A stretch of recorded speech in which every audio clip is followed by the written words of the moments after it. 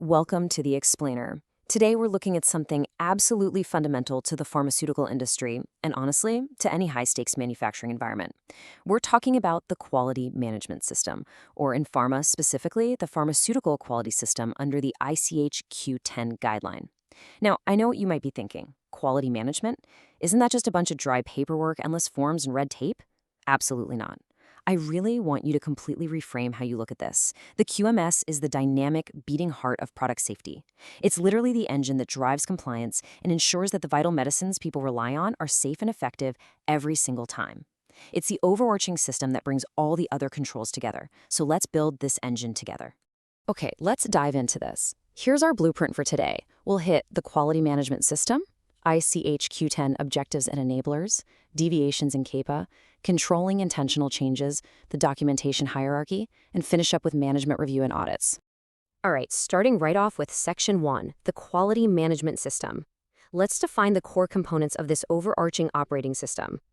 So what exactly is a QMS? By definition, it's the set of structures, responsibilities, and processes that achieve quality policy and quality objectives. Think of it as your master framework. It basically operates on four main pillars. First is policy. This is senior management's stated intent. It's the clear direction from the top that quality actually matters. Second is structure, which defines the roles, responsibilities, and reporting lines so everybody knows exactly who does what. Third is processes. That's the documented way the actual work gets done out on the floor. And fourth is measurement. These are the metrics and reviews that prove the system actually works. And here's the thing, without all four of these acting together, you don't really have a system. You just have good intentions. Moving right along to Section 2, ICH Q10 objectives and enablers. Let's look at what this engine is designed to do. Now, what's really interesting about this is how elegantly the ICH Q10 framework boils down the entire purpose of a quality system into just three primary objectives. First up, achieve product realization. This simply means delivering products that consistently meet quality and regulatory expectations, basically making the product right. Second, establish a state of control, meaning you aren't just getting lucky out there. You have effective monitoring in place for process performance and product quality so you know exactly why you're succeeding. And third, facilitate continual improvement. Your system should never, ever be static. You have to constantly identify and implement improvements, corrections, and necessary changes to keep getting better. To actually hit those three objectives, the system relies on four crucial mechanisms, or what ICH Q10 calls the four enablers. You can think of these as the primary gears of the QMS. First is process performance and product quality monitoring. You have to trend, review, and act on your data. Second is CAPA, which stands for corrective and preventative action. This is how you investigate, correct, and prevent issues. Third is change management, which is how you safely control intentional changes. And fourth is management review, which is the senior level review of the whole system. These four enablers, they're the active ingredients of quality management. So, let's look closer at what happens when our engine's warning lights flash in Section 3, deviations and CAPA. In the real world, let's face it, things don't always go according to the exact approved instructions. That departure from the standard is called a deviation, and every single one of them has to be recorded. But there's a really stark contrast between how we handle different types of deviations. Planned deviations are approved in writing before they even happen. They have a risk assessment on file, they're limited to a specific batch or time frame, and you can't just repeat them without a formal change. Unplanned deviations, on the other hand, are the surprises. They're discovered during or after an event. These require immediate investigation, a deep root cause analysis, and an impact assessment on both the product and the process. And if an unplanned deviation points to a broader systemic issue, well, that triggers our next tool. And that tool is CAPA, Corrective and Preventative Action. I want you to view CAPA as the true learning engine of the QMS. It's the process that closes the loop from a negative event to a permanent systemic improvement. It follows 5 strict steps. First, identify the problem from your data, like complaints or deviations. Second, investigate using root cause analysis. You have to reach the real underlying cause here, not just put a Band-Aid on a symptom. Third, act by defining and implementing corrective and preventative actions. Fourth, verify that the action actually worked and the effectiveness is totally proven before you close the file.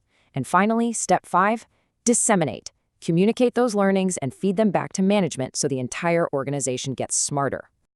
Let's move to Section 4, controlling intentional changes. Let's see how we deliberately upgrade the system without breaking it. Listen, change management is never, ever casual. A single unapproved tweak on the manufacturing floor can halt millions of dollars of production and trigger massive regulatory fines. Because the stakes are that high, this requires a rigorous 6-step method. First, you propose the change with a written rationale and scope. Second, you assess the risk and impact on the product, validation, and regulatory filings. Third, and this is a massive gatekeeper, you absolutely must get quality approval before any implementation happens. Fourth, you implement, which might involve new training or document updates. Fifth, you verify that the change actually achieved its objectives. And finally, you close the record. Change control is what protects that established state of control we talked about earlier. To map out and maintain all of these processes, we need a robust user manual. Let's look at Section 5, the documentation hierarchy. Information in a compliant organization flows through a very strict top-down hierarchy. At level 1, you have the quality manual. This is the broad policy, the scope, and the structure of the QMS. It's basically the constitution. Then we funnel down to level 2, standard operating procedures, or SOPs. These explain how major processes are performed across departments. Getting a bit more granular at level 3, we have work instructions. These are the specific step-by-step operations for a single task. And finally, the bedrock at level 4, records and forms. These are the completed batch records or logbooks. Records are the ultimate, concrete evidence generated during execution that proves you actually followed levels 1, 2, and 3. Without level 4, in the eyes of an auditor or regulator, it simply didn't happen. And finally, we reach Section 6, Management Review and Audits. This is the routine diagnostic check. Management review is where the loop officially closes. It operates on a periodic frequency, usually quarterly. Now, this requires the attendance of both senior leadership and the quality unit to look at hard data, key performance indicators, audits, deviations, and those CAPAs we just discussed. But the inputs only matter because of the outputs. The output of a management review must be actionable decisions, the allocation of actual resources, and concrete improvement actions. And of course, the whole shebang is recorded in minutes with rigorous follow-up tracking between reviews. Honestly, this is where leadership puts their money where their quality policy is. So let me ask you a direct question. What happens when a quality management system exists only on paper? What happens when a company has the binders, the fancy policies, and the flowcharts, but the engine isn't actually turned on? While regulators can instantly tell the difference between a living system and a paperweight, a failing system is full of aging CPAs that have been open for over 180 days with no escalation.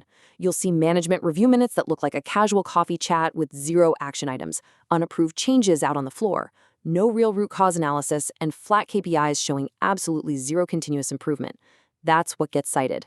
To prevent this, successful companies use active mitigations, escalation dashboards for aging CPAs, strict action tracking, enforced change control workflows via an electronic QMS, mandatory root cause steps, and constantly reviewing KPIs for targeted improvement. That is how you survive and thrive in this industry. Let's lock in what we've covered today. First, the pharmaceutical quality system integrates all GMP elements into one coherent system. It has 3 main objectives: product realization, maintaining a state of control, and continual improvement.